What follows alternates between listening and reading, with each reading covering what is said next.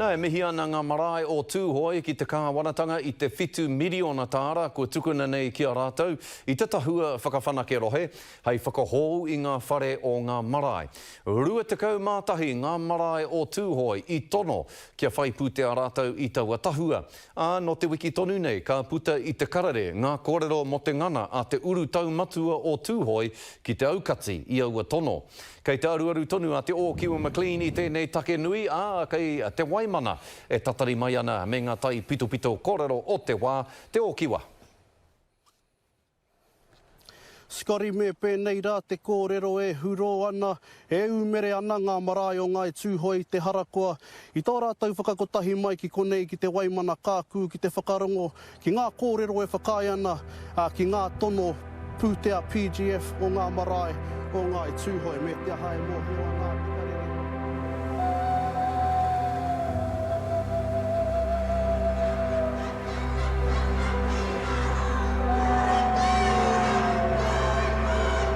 Tukua mai te tono, pēnei ōrite ana ki te kaupapa i mei ngai, ka tohaina i te pūtea, e puare tono ana te kua.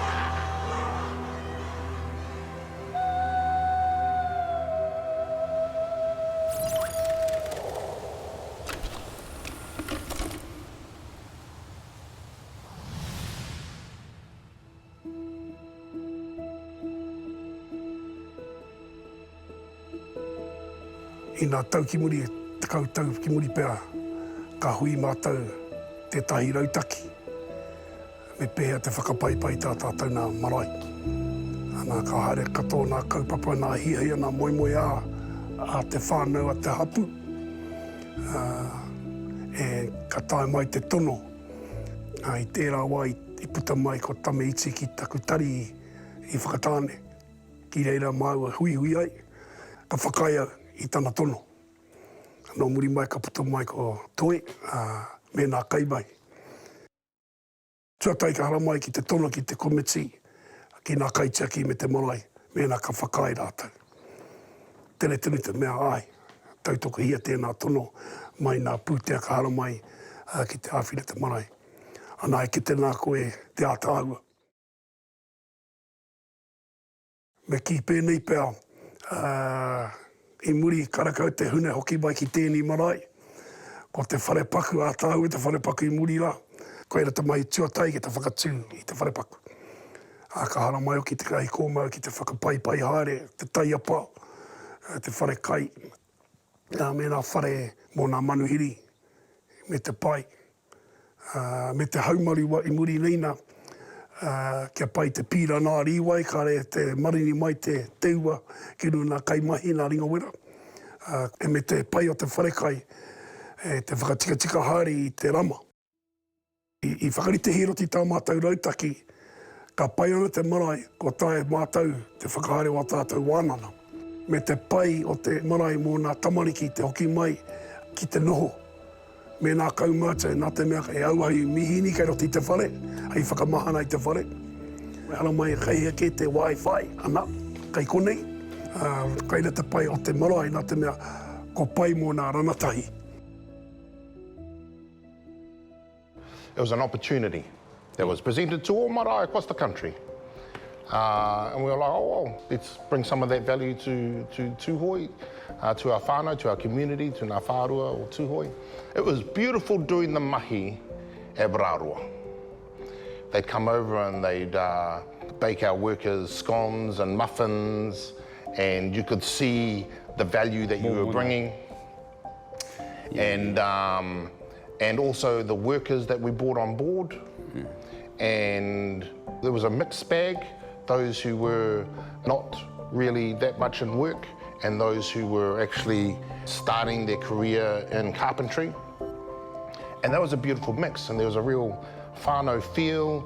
They turned up, they were happy to be doing the mahi, and that's a beautiful thing.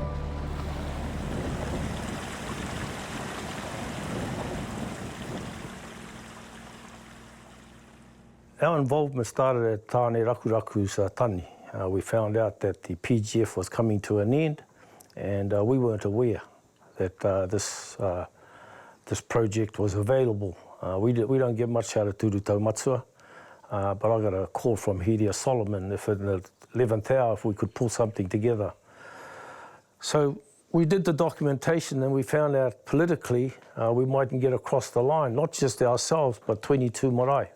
But effectively we had to show that the mana, the hapu, would rise above, because Shane said, if that's what the hapu wants and you put your hand up, again, if you get the right documentation and you meet the criteria, then we will support you. And Ben Dalton, on behalf of MB, came down, and in the hui, each rangatira from each marae stood up, and they said, tautoko all the way through.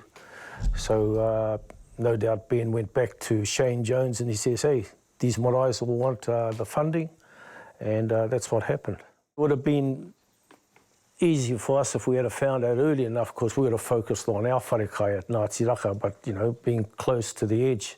That we got our documentation in, we were very, very lucky, but we were really helped by some good people down in MB, and more in particular by the rangatira Shane Jones. Without Shane, we wouldn't have been able to start. So we know what the PGF funding can do. So it's a matter of finding projects in Waimana. There's a couple of key ones there that all marae and everybody in Waimana can get the benefits of. So hopefully, yeah, round 2 includes all of us, yeah.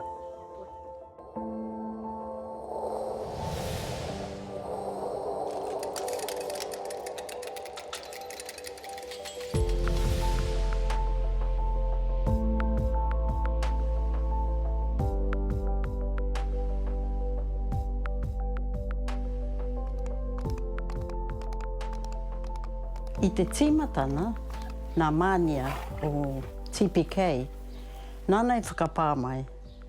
Hei, kia tere tere, kei te katina nā tonua pōpō mo te PGF. Ana, mānei mōhio e te tahitanata, ka tae e te hara mai ki te tiro i te whare. Ana, kia pai e te tiro e hia rawa te utu ki te whakapai te whare. Ko te tuanui o te whare, mea whakahau katoa, me nā taha, me nā papao waho, ka raua he insulation kai runara, kai nā taha, ka mutu tērā te o te ana wera, ka mahia nā wini murira, double insulating nā wini o murira, mea whakahau katoa. Ka mutu tērā ana, ka horaina nā whāriki hau ki rotone. Nā waia hiko anō wētahi i mahi e rātau, ka whakamaumau ni atu e nei rai tiruna nei. I muri mai tērā, whakapaipaingia mai a wahora e rātau. Te o te hana o te whare, pai ana ke te mahana o roto i tō mātou whare. Pai ki.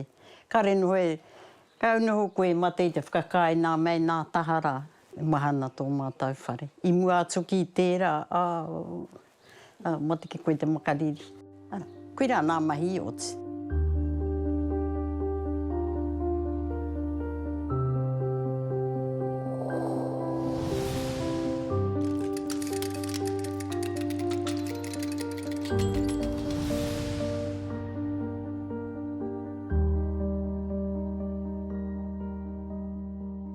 Roa te hapu e rapua nei ki mea nei te ronoa na te mea. Wauruhe nā roi matau rani nui ki roto i te wha. Ana wati mate ke te kaina haere hi e te pira. Huri atu huri mai kātone ki te ronoa. Enari Waimari ai na te rangatira nei nā Shane Jones i whakatiwhera mai nā tatau o te tari kāwana tana. I ki āwhine hia mai o tātou marae Māori katoa. Hoi no ka tū te rina o tēnei hapu, me wētai atu no nā hapu o nai tūhoi. Mai no i te marama o ke topa i tērā tau, a tā mai ki nai nei, ko āhua whitu marama pēr, mai no i te timatatana hi o nā mahi. Ane, e tā tātau tamai te asha, me tana rōpū kaima. Enari ka mihi nui atu ki a rātau, enari e kore tonu e mihi, e mutu te mihi ki a te puni kōkiri. Me tēnei tanata i a Shane, i noho tanata ūpoko māro, Tānei ki ai, koina. Are e tītaha e anoi. Nā kuni tātou I Waimaria nā te pono o te kupu. Mena pērā katoa tātou I nā wā katoa, ka pono te kōrero. Ka re rarura. Te rauhi te tika nara tau kōrero rai nei wā tātou ma, kia tika, kia pono, kia maa. Nea. Nā koe nei tōna pū āwaitana. Enari, harai te mea, e whakanui noa ke nei tēne o tātou. Enari, e whakanui ane o tātou whare whapa. Ka whakamauhi atu e he tae tino pairawa atu ana kei te kite mai koe tau e muramura mai nei a rongo kārai. I te kara ārani, kai runga anō hoki tērā kara ārani I te whare kura o tāwera. Ana ki te atu e mai te rori, mai te huarahira e muramura mai ana. Koe rā tonu ngā tai runga ia e te tīmatanga. Engari nā ngā tai o nāia nei, ara kua whakamauhi atu I nāia nei, ka tahi ka pairawa atu. Tō mau hoki tana mai, kore rawa nā kauma atu o te wā, kore rawa rātau I hehia kia tīpokahia te whare o muri, hei whakamau kuaha. Hoi anō ka haere te wā, ka ngāwari haere mai ngā whakaaro nā kuia kuraua nei. Tārawa mai ki te PGF, ai, whakai mai rātau. Ana ko tētahi, ko te waharoa. Whakaaro nui ai paki te waharoa mo tēnei marae. I runga I tāna whakaaro nui mo Ngāti rongo kia mau te rongo I a Ngāti rongo. Koe rā te tohu o tēnei waharoa I konei. Koe rā nā taonga hau pia. I utai nā tiki waho, ana he taonga atu anō, kei te paipai, ko te mapi tērā o te urewera. Whakamauhi atu tērā haiaha, ka hara mai ana te minenga, nā whakatipurana o tēnei marae, tā rātau mahi, he titiro ki te mapi I rungara, te mahere. He mihi nui tēnei ki a Shane Jones. Nāna, I tohatoa haere ngā pūtea moni, hei whakapaipai ngā whare, hei whakatūrā nei ngā whare hau, nō reira, he mihi nui tēnei mai tōku hapu o Ngāti rongo nei, kia Shane Jones, o tēnei aroha nui.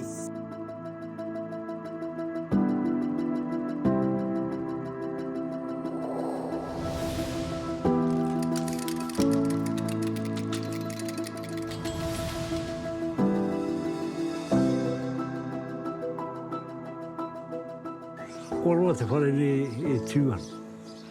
Ko roa o nā āhuatana e whakatikahi ana, e whakamahi ana. Heo no ko te Waimaria ke, te pūtea Provincial Growth Fund. Nā tērā pūtea I te tuki ei, nā whakamahi katoa te timura whare e tūni. Ona whakairo katoa, ana, e tū ātāhua mai nei nāia. Me pēni pēta ko kōrero mō te whare.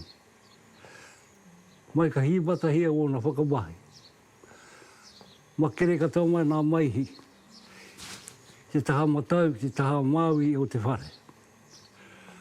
Te taha maui o te whare ka kitea. E te tauna whakairo nei, kua pirauke. Te tahi tahe pāna ki nā raparapa o te whare. Nei nā mātaurana ia. Ka hana ia he mea, kia honu. Kia honu, te tahi wahi paku. E honu atrei nā raparapa. Ana, ki te mai e whakaheke. Tā ino te tangata nānai whakatikau e nā whakai. Huani rua. Koe nā te tohuna o te whakairo.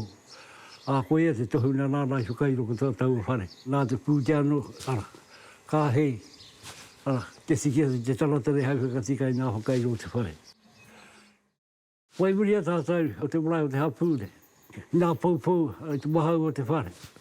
Nā tau tahi mano I warau o te kau māono. Ka pei te hia nā paupune e te huna kuare. Ka naro nā inuane. Ka re mātou moho koe nā inuane nā paupune. Hoi anō, nā te pūte o te tohuna whakairo. Miharo ki te amai o nā ino. Mo te whātekau tau e Rāroa.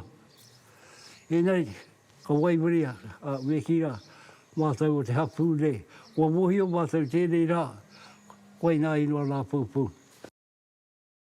Nā kai mai o tēnei marae toni hara mai tā iahau. Ni te whakapaihari te taipai waho o te marae. Mai haere ane nā footpath, nā copperstone. Wirawa mata nā mai, nā pei tahari. Rei tō nā mahi o te amata. Ani katoara nā te PGF nei. Koe ni te tahi o nā marae ātāhua katoa o roto i ana aituko. Nā te mea he kaha tēnei hapu i te whakatika i tō rātou. Ka hia tā mea e whakahauhia ana tērā whare. Nā te mea i e tahi kua ki te ake, a kua whiwhipūtea, a kua whakapaihārihia, ke whakātāhua haere tunuhia. Nō reira, ka noho ātāhua haere tunu tēnei mara. Ka hatai atu ki roto i te wharekai, te rātaha o te wharekai, hei tino hoi i mua.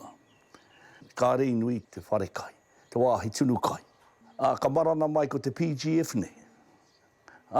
Pātai mea no, me tono anō he pūtea, tēnā ka wātea, tonoa. Kōrero hi anō e te hapu, whakae katoa, ka tae te whakamahi tēnei tahake o te whare.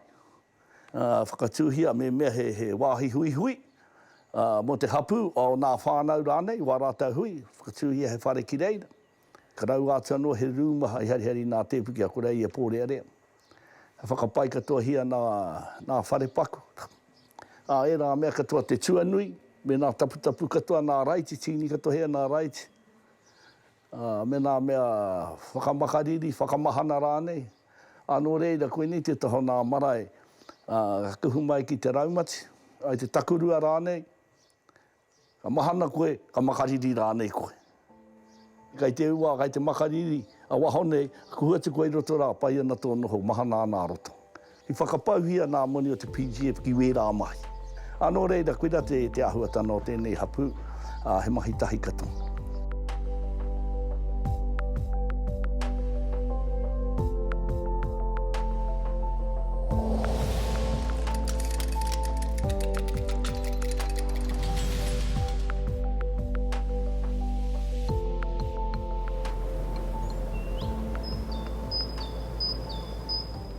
Kare kore he ōrite nā whakaro o te iwi nei ki era o te haukainga.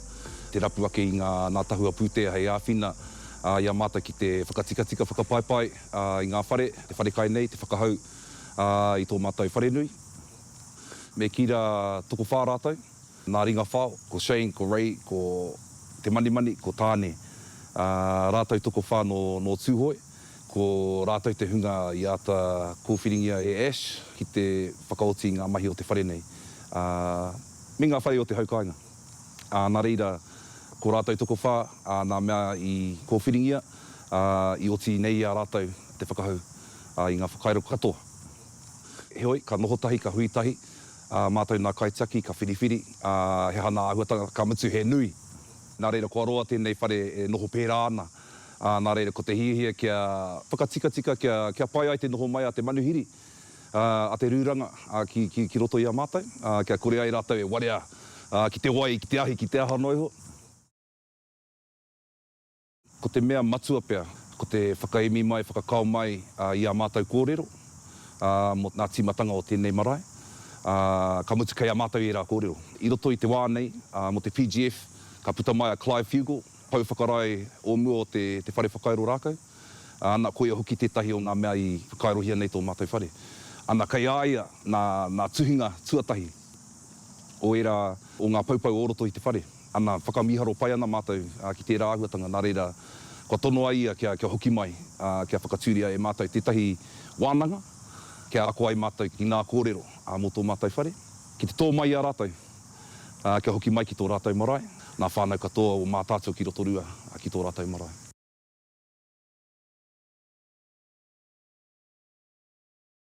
We have a post-settlement entity. We had received $125,000 over 4 years and not enough to do the work that we needed for our marae. Kākānui, you were too scared to open the window because you knew if you opened it, it'll fall out.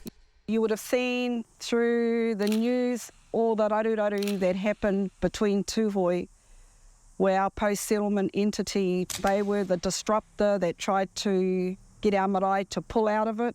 So we decided to call a hui with all our tūhoi marae who had applied for the PGF funding. So we took this hui to Waimana, and every trustee that was there signed the paper to say tūhoi hapu have all spoken, they want PGF funding. Here's the paper to say they all want to come on board. End of story after that. What we wanted to see was breaking that intergenerational unemployment. We wanted to see them be trained, learn new skills, be able to work on their marae without getting in a builder, without getting in a plumber. You know, we wanted all of those skills to be brought to Ruatahuna. When we brought these workers on, they needed clothing because some of them had not worked for years. One of those workers, he said to me, I love getting up just to put my new clothes on. And that was the impact, just getting new clothes was enough to get him to get up and go to work. It was always about building their skills so that they could move on to something else or get some qualifications to do other things.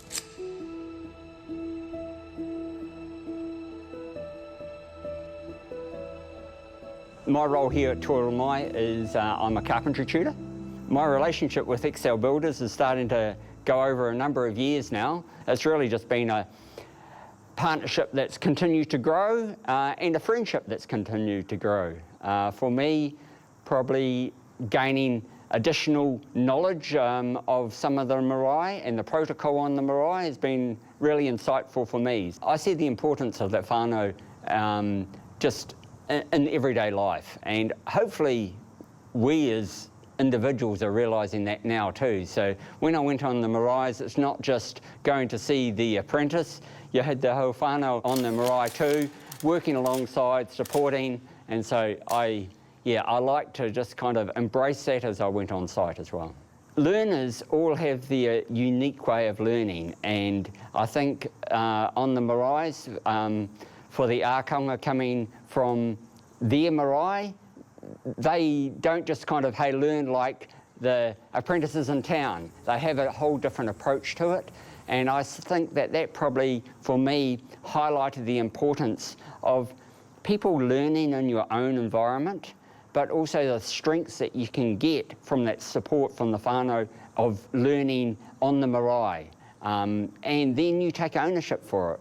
Going forward, I think this has been a big positive because they can think, hey, I worked on my marae, I did this on my marae, I'm passionate about my marae, I want to show other people about my marae. So, yeah, that was great.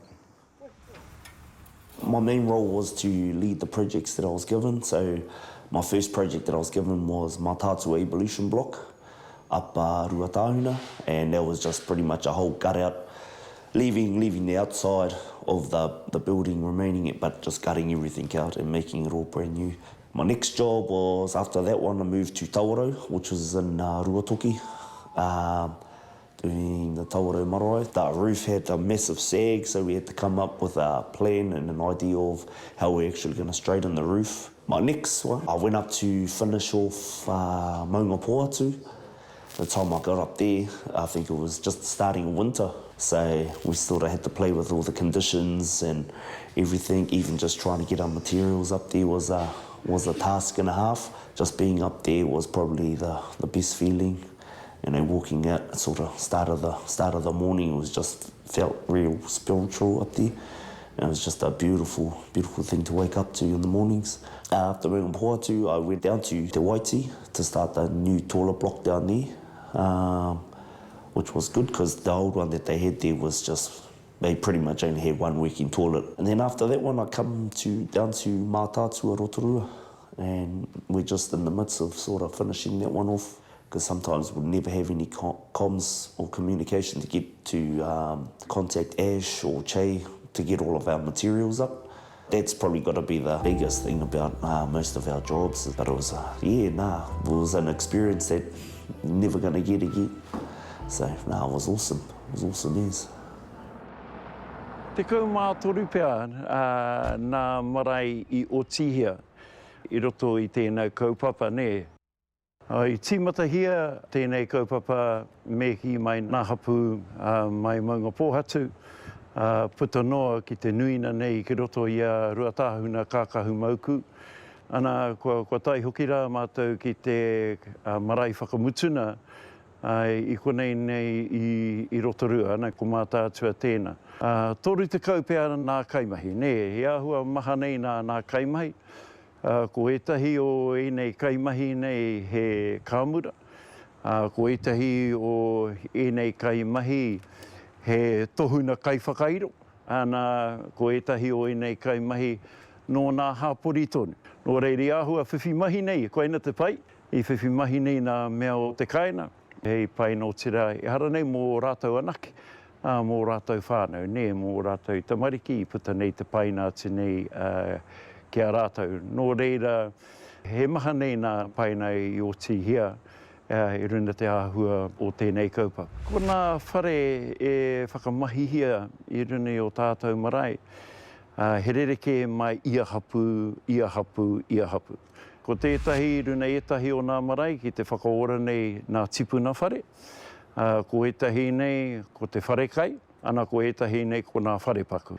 Te mea ke mai ia marae ki ia marae, he rereke te ahuatana ki te whakapai, ki te whakaora nei I nā marae. Me ki ahua pirau katoa nā etahi o nā papa ne, I raro ake nei te whare, etahi o nā pakitara, e te ahua kū nei I te wai mai wainganui, ne. Ia ahua pirau haere nei etahi o nā papa ko tō mātou mahi. E titiro e ahua whakaorohia, hea nei nā mea he whakatika-tika. I roto I tēnā, ana me whakahautia. Hoi anō, I haere tonu nei nā mahi. Ahakoa nā piki me nā hek, ko te mea nui kia hāngai tika tonu nei ki te kaupapa, ne. O te āhua nei, ana, ko tū mai nei nā whare. Hei paina nei mō tātou hapu nei I nā mārua tonu I roto o tō tātou iwi nei atuhua.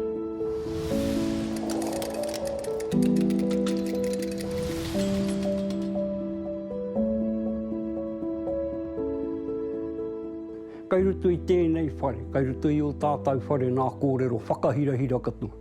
Nā kōrero whiwhiu, nā kōrero hāhani, nā kōrero aroha. Kai rutu I enei tūmomo whare e purihi ana. Hei whakaora I te whare, hei whakaora tonu I nā whānau me te hapu, kai runa ia e noho. He kaupapa I āhua āwanawana nā tamariki I roto I ni. Te tīwehe hana pia I roto I nā keremea, nā I tūhoe. Koe nei te tau nā hapu karekau I haini. Te kirimi nei waena I nā hapu o tūhoe me te karauna. Nō reira I te ahuhana mai o tēnei kaupapa. Āwanawana nā tamariki nā te mei te whiwhiu hia nā kōre. He hā mātau hia ki te pūtea nei. Karekau rā mātau I hia ki au Ruatoki roto I nā mahi a te iwi. Nō reira, ko I rā te hi matahana mai o tērā kaupapa. Ka whakahoki au te kōrero nā mātau nā kōrero nā Pākeke. Kōrero mō Ruatahuna me o nā tini āhuatana katoa. Karekau I mahua we rā kōrero, we rā nā kōrero I kōkirihia ki te karau. Ka rata nā wairua nā tamariki. Ka whāia tēnei kaupapa I te whakaora I tēnei o nā whare. Ko nā whai wāhi ki roto I te kaupapa nei, ko nā whāwhā ārina. E pāna ki etahi atu o nā mahi te whakahaerehia ash me tana rōpū. Te whakapaipai te āhua te noho o te papakain, o te marae. Te hanei nā taiapa kia mau nā kararehe. We rā tūmomo āhuatana, whakapai te awa. Nā rāpehi nā paru I roto, ko I rā e te hau nā āwhina. Nā tamariki I whai tērā kaupapa. Me hoki pia ki nā kōrero a nā Pākeke I āue e tipu mai anei runa I tēnei marae. Te kōrero a o mātau Pākeke, whenei nā mo tēnei whare. Anō te ātāhua o te pai, anō te rite ki te aroaro ta māhina.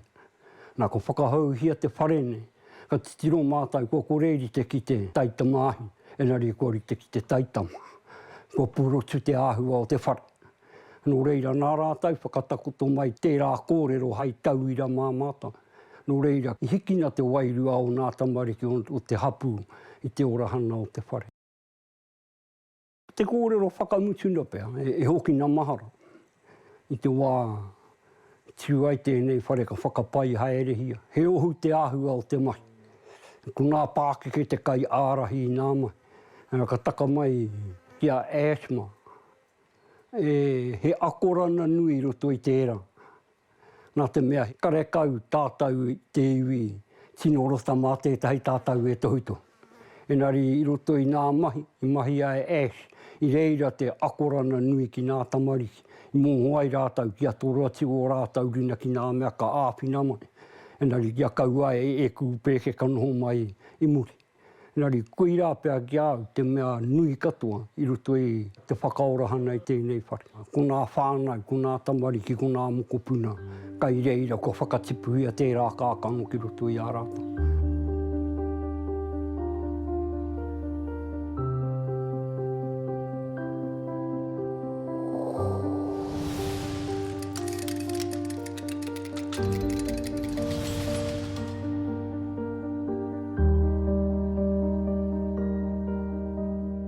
Ko te napuake o te marae, he kura kāina, hei nōhana mō nā whakatipurana katoa.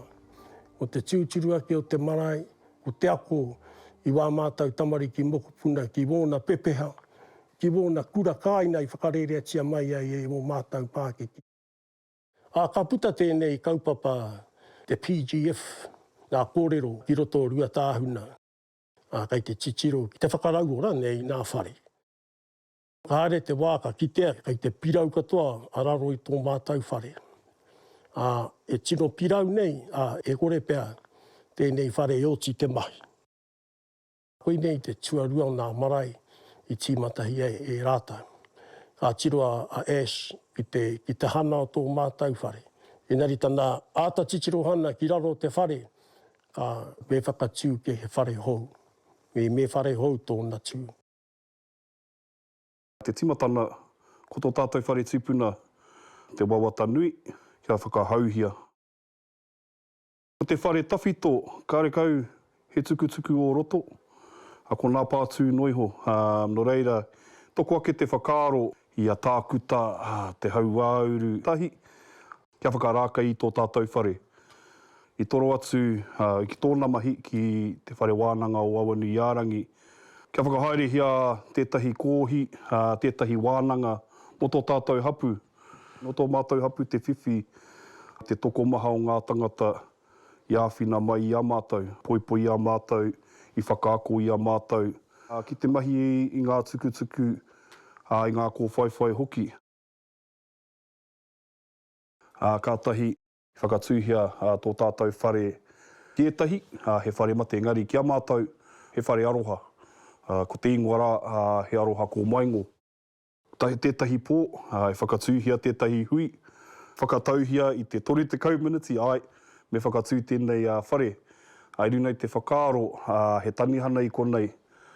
Ara, he tēnei tinoiho, māku katoa, makariri katoa, te wā o te hōtoku ni reira.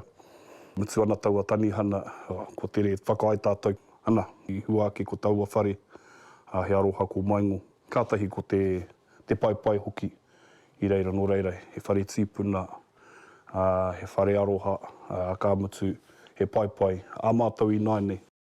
Kei te kua ngā whaia keke aha kua, āhua rārangi katoa o rātau hiehia. Ngari, I tēnei wā kei te kua te hapu. No reire, e mihi kātika ki kia e shama. Tētahi o ngā kaupapa o te PGF, e whakamahi I te hāpori. Ko Shane tāho tētahi, ko ia tētahi o ngā kai whakairo. Mutu ana a manawa rū I te kura, ka tahi ka haere mai ia ki te āwhina I tōna matua keke. Me te painga o tērā, I ako ai e tahi pukenga mai tana matua keke, nā wai, ko uru atu ia ki roto I ngā mahi o te puia ki te ako I reira. Ara, nā te PGF anō ngā pukenga I whakaako ki a Shane, I nānei, ko whai mahi ai tāmaki. He pai ngā mahi o te PGF mo tō tātou hapu.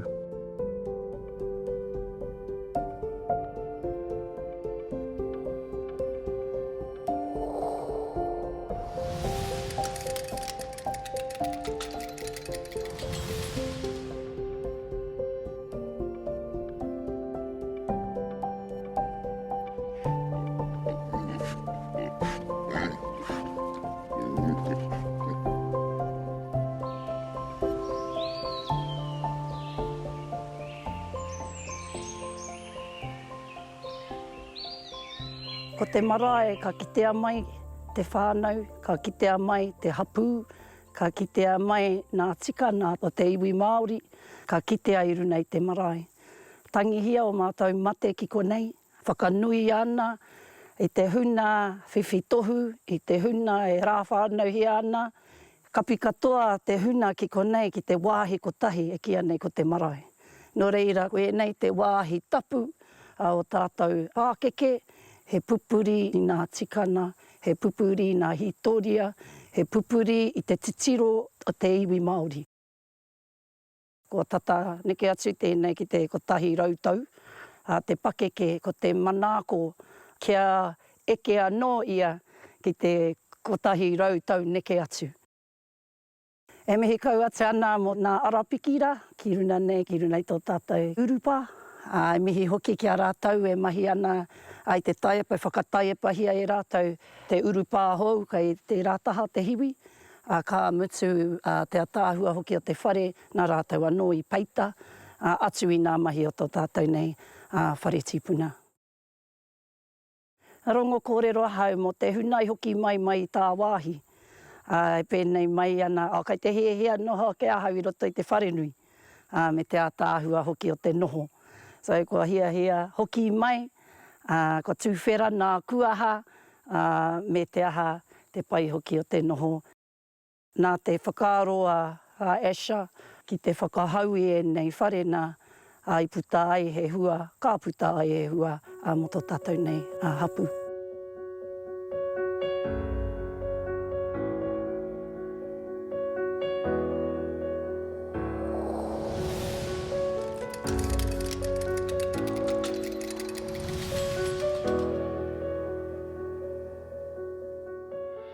Wātu te ātāhua o tēnei whare. Whakanui te āhua ki Asha. Nāna te kaha kia tutuki. I utu i nā mahi whakatika haere. Whakapiripiri mai i ana tāngata. Kia tutuki ai te kaupapa. Ka kite ai.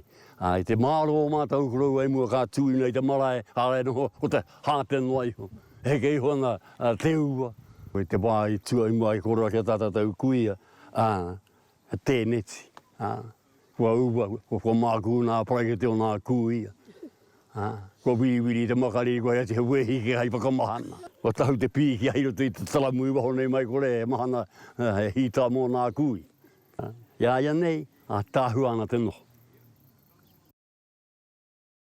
Kua tipu rāno mai tērā, whakaaro mai rāno i te wā.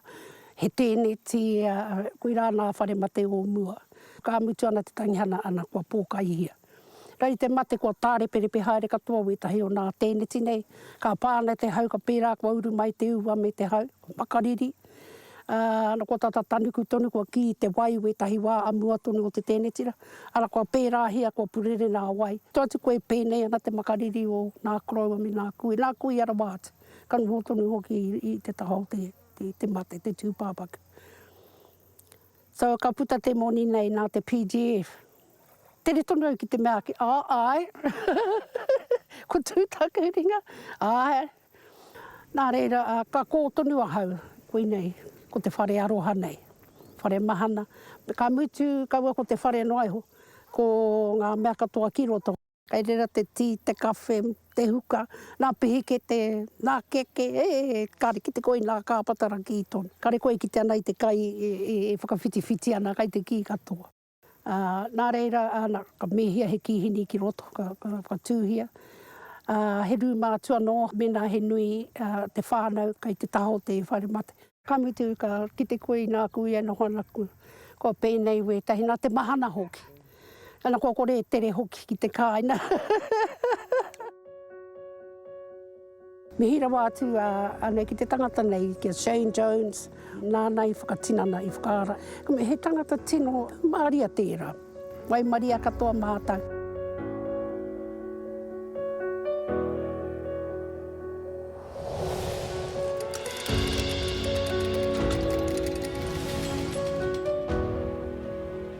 Ko te mea tiotahi pe ki ngā whakamāramara he pūtea hō mai noiho.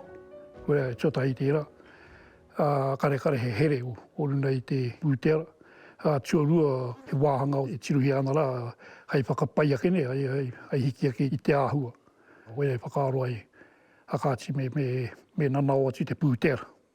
Mō Excel Builders ana I Āio Mana, wa koe au I te tohuna rā, I wera wā nei nai nei, e huri haere nei mahana nā marae kua uti Āio te mahi haere, I weri Āio me wana kai mahi.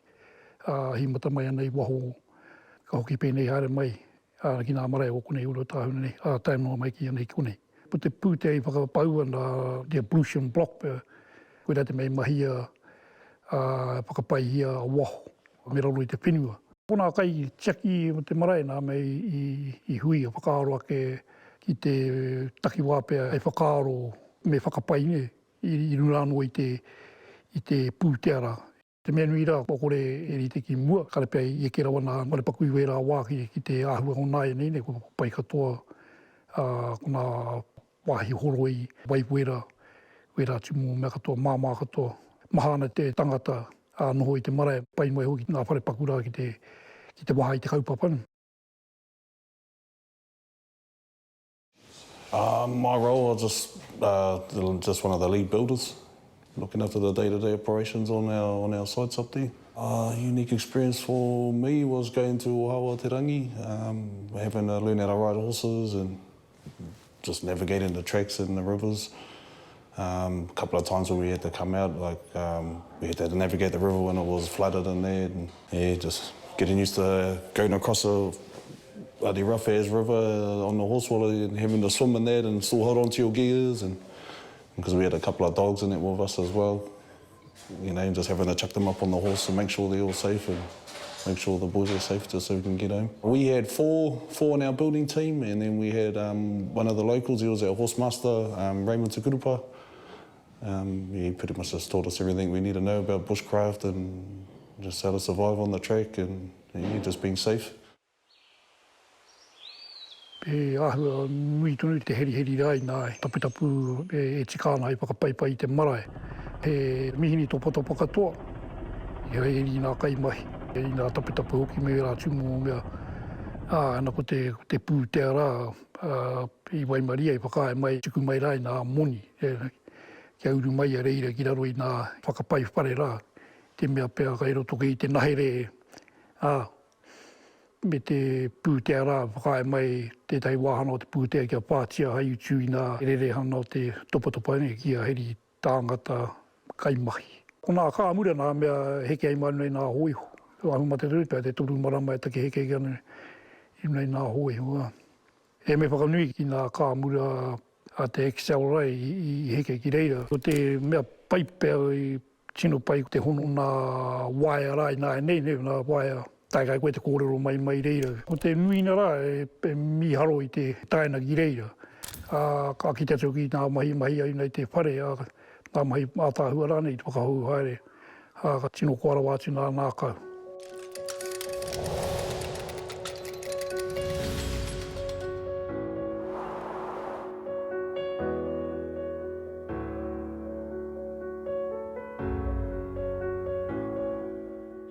Everything was falling apart and the floor was falling away, the sides were coming away, the roof was leaking. With the expertise of XL Builders, we were able to do that. One thing we didn't want changed was the interior, because that's the essence of the building. We wanted to keep that exactly the same. The shell is the shell. So we were quite happy to change the shell, but the essence of the building was within us, so we wanted no change to that. We were very fortunate enough, an opportunity with the PGF funding came through, and that was hence pushed through with Shane Jones and Winston Peters. We looked for help from other parties, but they weren't forthcoming. But at the end of the day, you have everybody behind you. We're all in the same canoe going one way, so that was mind-blowing. I think it, with the history of any marae, I think the essence of it, it's a sense of knowing where you've come from, and there's a strong connection that way.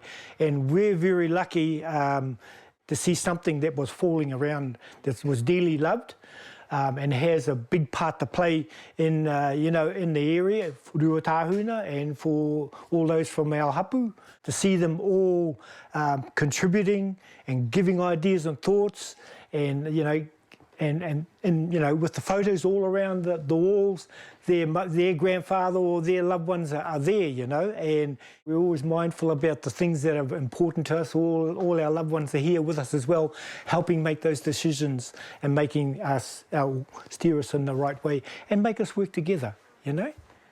Yeah. Ki te kore tō marae ka kore tō hapu. Ki te kore tō hapu ka kore tō whānau. Ki te kore tō whānau hoki mai ki tō marae. Ki konei hui ana, ki konei mahi ana I wā rātau mahi huri tau ahake. Ko kore he wāhi hoki mai. Kia hau kai te whakahau hia tō tātou marae. Kia tū anō tō tātou marae. Mo te rautau e tū mai ana. Ahakoa, he whare a tāhua I nā rā o mua. Kua pērā anō, kua marae a tāhua anō. Mo nā whānau hoki mai ana ki te kaina tai atu ki nā manuhiri. Kua ahua māmā, te hana o te marae I nā e nei. Ahakoa, kua rereke, te hana o te marae. Ka noho tūturu tēnei mea te tikana. Ki runa ki tō tātou nei marae. Ahakoa te aha. Tai atu ki te wairua o te marae. Kai konei tonu te wairua o tō tātou nei marae, te wairua o nā tāna tai iri nei I runa I nā pakitaro o tō tātou marae.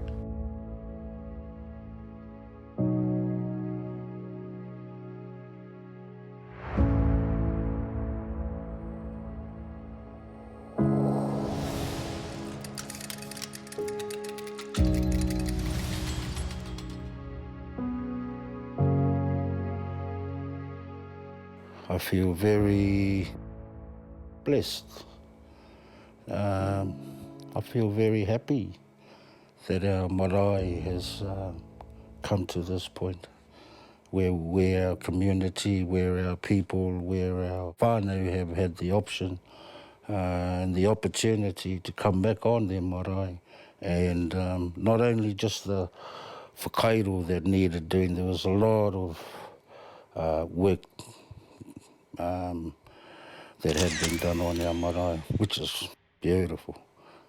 There were pieces there that were pito, bit of rot, had to usually just cut off and replace, and mainly laminating, bit of laminating and recarving.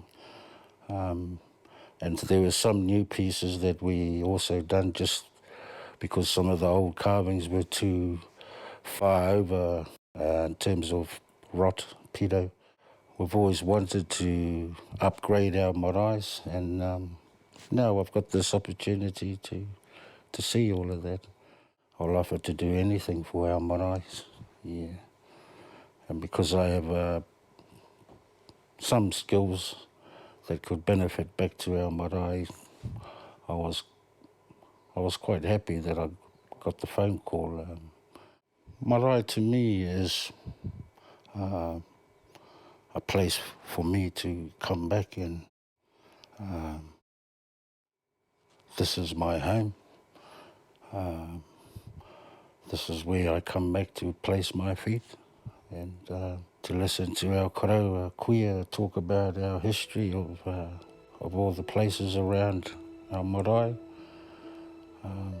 Aye.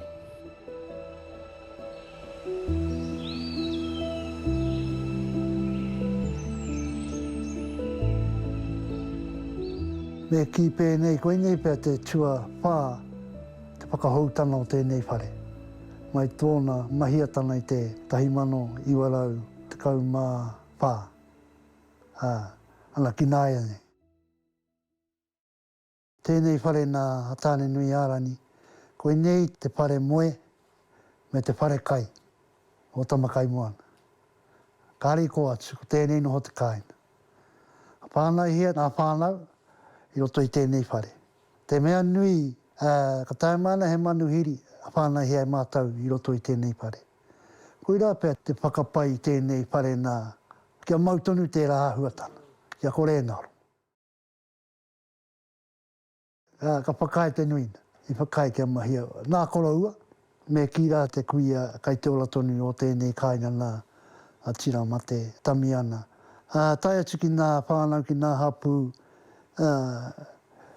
a whakatūpato, e tahi, hare te wā kua whakae. Ana e tū nei tēnei whare nā ka miharo te nuina. Ana me ki ko esha te mea e kahana ki te waha mai nā papa. Nā tapu, nā mahina katoa mo te kainanga. E kātana rōpū ki te kimi, huarahi pai. Kore rā wala tau e mōhio. Pēnei te tapiti, te rape hoki o te rori. Mea anō rā tau kia esha, kore rā wala tau te hoki mai ki tēnei kai. E nana hoi te ahua o te rori. He mahina nui te hari mai nā taona, nā tapu, ki maunga pōhatu. Ko te pūtea ne aho koe na te karau ne enari nā tātou. Pa te mau e rā pūtea mai nā tāke. Ka utu tātou, ka hau koe te utu parawa te kai, te tapu tērā, ka utu atu koe I tērā. Nō reira, nā moni, nā tātou anō tērā moni, kare nā tētahi atu. Nō reira, ka tika tonu tātou ki te tono I tērā kaupapa. Ko te mea nui me miharo ki tērā kaupapa, I aro nui hea e te kāwanatana I tērā wā. E whakapaita marae ka whiwhi ngahi nā whanau. Āokuhia rātau mehe mea kai a rātau nā mūhiotana, māramatana, ka āokuhia rātau tērā wā. Koe rā te pai o tērā kaupapa. Hiki te wairua te hine naro te tana, te mea nui tērā oi ki wairuni o tātou hapu o tātou. I roto I nā mārua. I te mutuna nā tātou ka tano e rā moene, koe rā te mea nui. Ko puta nā hua I tituki I tērā kaupapa o te PGF funds. Me miharo atu. Me miharo atu ki kia rātau te kai whakahari tērā kaupapa. Hona hapu te whiwhi.